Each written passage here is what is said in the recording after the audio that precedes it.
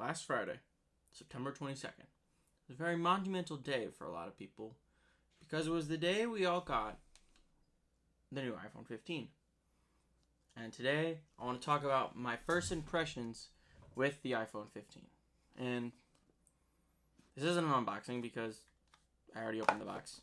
You know I don't have the patience to wait until the video to unbox the phone. So here's my iPhone 15 Pro. I got it in the space black version just because it's got to be black or it's not right. What I'll say off the bat about the iPhone 15 Pro, that it feels smaller than the previous generation. So coming from my iPhone 13 Pro, it feels a lot smaller in the hand. I think a lot of it's due to the fact that it's got the rounded corners on each side of the frame rather than being square. So it just makes it a little more comfortable to hold and feels a little lighter. The titanium build is another cool thing about it, is that it feels so much lighter than my last iPhone.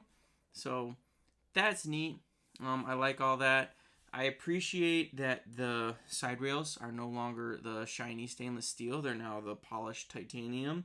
That doesn't mean they're any less of a fingerprint magnet, though. I don't know if you can tell, but on mine, it's currently riddled with fingerprints because neither the case nor the debrand skins that I ordered for it are here yet. So I'm living dangerously and rocking it without a case. I do have a screen protector on it, though. I'm not that crazy, but I do like it. In the actual box that the iPhone 15 Pro comes in, you just get the little paperwork that has your little eSIM paperwork, a little startup guide, and an iPhone and an Apple sticker. It's still not color matched. Honestly, Apple, you're missing out on an opportunity to better your box experience, but what do I know? I'm just the consumer. And it also comes with a USBC to C cable. And that's another big thing about the iPhone 15 Pro. Like, literally, USB-C cable plugs into my iPhone. I think that's sick. Honestly, I know it's something small, like physically small, but it's a major thing. So now you can literally use one cable, not only to charge almost all your Apple devices across the platform, but any other Android devices, laptops, cameras, anything like that can all be via one cable, which I think is super cool. It's a step in the right direction. Normally, I feel like Apple kind of has like this mindset of they're not going to let anybody tell them what to do, so they're just going to keep doing their thing, and I'm glad that they not only listened to lawmakers, but just the general public on how much we've wanted USB Type-C in the iPhone. And also, kudos to them for actually having a braided USB-C cable in the box. Granted, it's not as nice as the MagSafe one that we get for the MacBook, but still it is nicer than just the plastic cable that we've gotten in years past, and I appreciate that it is now USB-C. And yeah, some other big new things about the iPhone 15 Pro. We have the action button right here. Out of the box, it's defaulted to be your mute switch, but I have it. You can set it to do whatever you want. You can do the ringer, you can do the camera, your flashlight, voice memos. You can use the shortcuts app to set up different shortcuts to basically open anything you want. Right now, I just have mine set for the camera, so if we hold it, it just opens up the camera. And that's pretty neat. And then even with that action button, you can use it as the shutter. So I like it. It's a little odd at first just because and this is a personal thing, when I film, I like to have the cameras facing like in the up corner, but then that also puts the button down here. And if you wanted to use it kind of like a camera, like a traditional camera with a shutter button, you'd have to hold it like this with the button up here, which then puts the camera down in this bottom section. That is super on the nose and a little nitpicky, but that's just a personal preference of mine. Um, but yeah, so I've officially had the phone pretty much for a weekend at this point. So I'm not ready to do a full out review of the iPhone 15 Pro yet.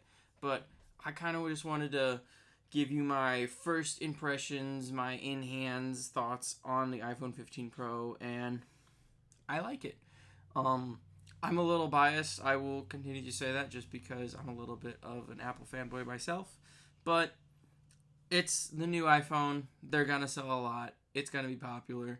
I have um, a feeling the Pro models are gonna be popular again compared to the previous models. The one thing that is different in the regular Pro versus the Pro Max has that 5 times telephoto zoom lens, whereas this only has a 3 times. Um, some people that's a big deal too if you're big into cameras. The zoom is not a big deal for me because I don't do a lot of zooming personally, but it's up to you. The USB port, it is a USB 3 USB Type C 3 port, not a Thunderbolt port, which not disappointing. I thought that they were gonna put a Thunderbolt port in the iPhone 13 Pro, but it's still being USB 3. It can do faster charge speeds, transfer speeds. You can hook it up to SSD. You could hook it up to your professional cameras, all that stuff. And so that's neat. It's a lot of what they would call pro features compared to the regular iPhone 15. So if you're into that, your iPhone can do that now. This one, again, has inherited the dynamic island from the iPhone 14 Pro. And here's my thing with the dynamic island, okay? I don't think it's quite ready yet, just because I noticed this mostly today, just because I use my phone a lot for work.